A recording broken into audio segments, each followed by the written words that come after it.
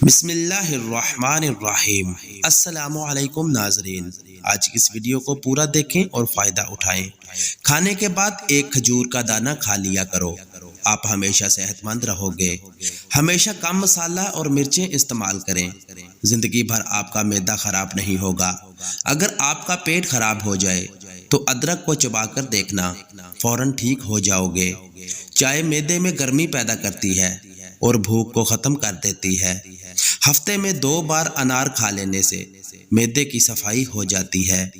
Blood pressure normal رکھنا ہے تو کرد کھایا کرو۔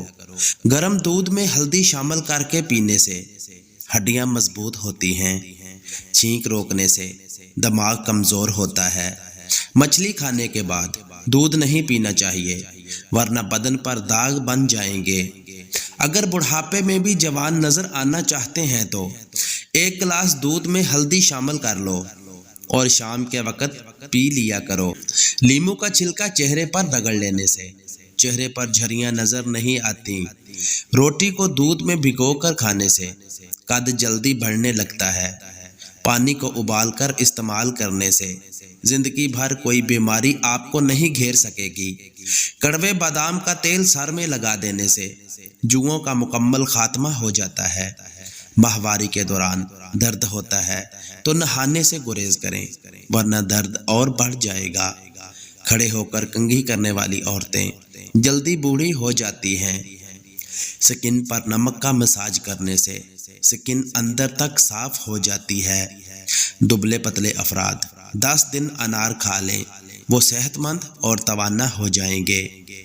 معدے کی تمام بیماریوں سے بچنا چاہتے ہیں تو کھانے کے درمیان پانی نہ پئیں۔ زکام کی وجہ سے ناک بند ہو جائے تو اجوائن کو ناک کے قریب کر کے سونگھ لیں، ناک کھل جائے گا۔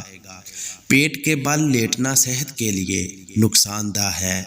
جو لوگ دولت مند ہونا چاہتے ہیں ان کے لیے 4 مشورے۔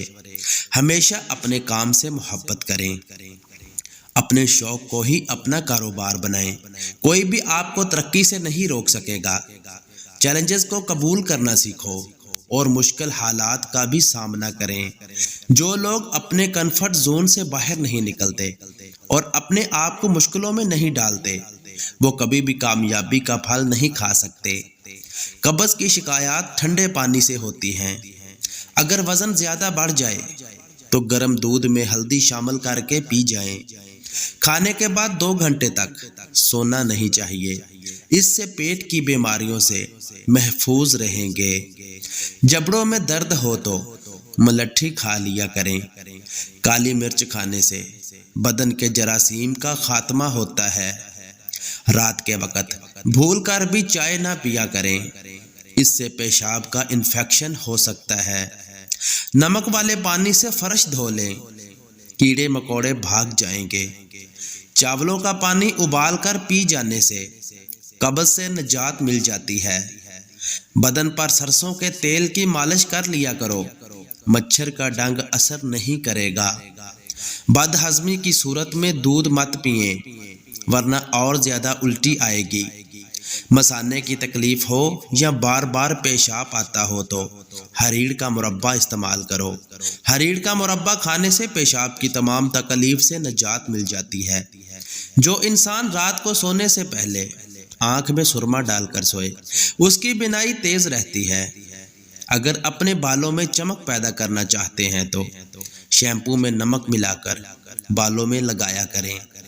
پورے جسم میں درد رہتا ہو تو یا جسم میں بہت کمزوری ہو گئی ہو، 60 گرام بھنے ہوئے چنے لے کر ان کا سفوف بنا لیں۔ اس کے اندر 1 گلاس دودھ، 1 عدد کیلا، 2 عدد کھجور اور 5 سے 10 اس کے اندر گڑ ڈال دیں۔ اس کا ملک شیک بنا لو اور پی لو۔ صرف 15 دن استعمال کرنے سے جسم میں درد، گھٹنوں میں درد یا جسمانی کمزوری یا بہت زیادہ تھکاوٹ رہنا، یہ سب انشاءاللہ شرطیہ ختم ہو جائے گا۔